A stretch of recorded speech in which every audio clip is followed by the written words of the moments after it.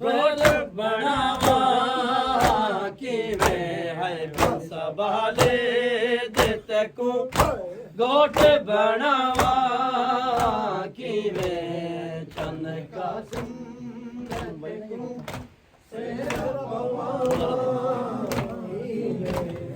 चन कासिम को सेरा चन कासिम को सेरा मौत को मिलाया तेरे सेरे दिया जो लड़िया मौत को मिलाया तेरे सेरे दिया जो लड़िया तेरे सर पे मैं बदा बन किते चाहे खड़िया तेरे सर पे मैं बदा बन किते चाहे संभाले देते को गोट बनावा किवें है बिन संभाले देते को गोट बनावा किवें है चन कासिम जज़ाकल्लाह सेरा पवावा किवें चन कासिम सेरा पवावा चन कासिम को सेरा पवावा है लाश तेरे ते तेरे बने बुलावा किवें है लाश तेरे ते तेरे बने बुलावा किवें है चन कासिम को सेरा पवावा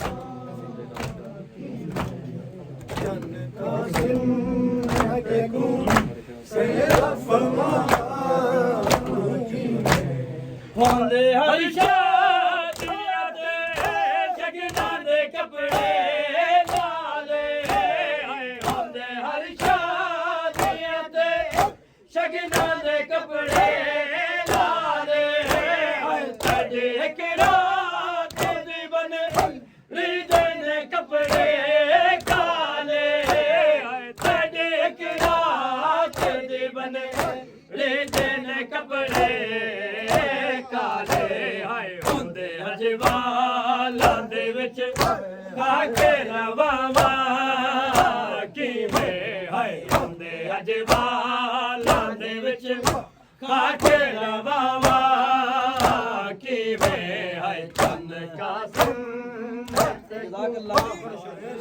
पवावा किवें हाय चन कासिम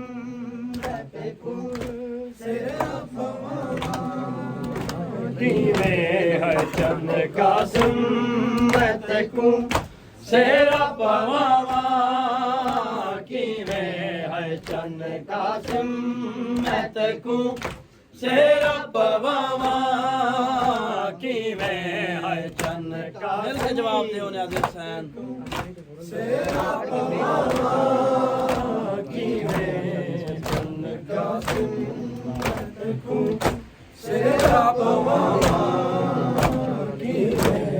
होंदे हर शादियां ते शगनां दे कपड़े लाले होंदे हर शादियां ते शगनां दे कपड़े लाले थोड़ी एक रात दी बन रीदे ने कपड़े काले थोड़ी एक रात दी बन रीदे ने कपड़े काले हाय होंदे हजवालां दे विच खाके रवावा किवें हाय होंदे हजवालां दे विच खाके रवावा किवें चन कासिम को सेरा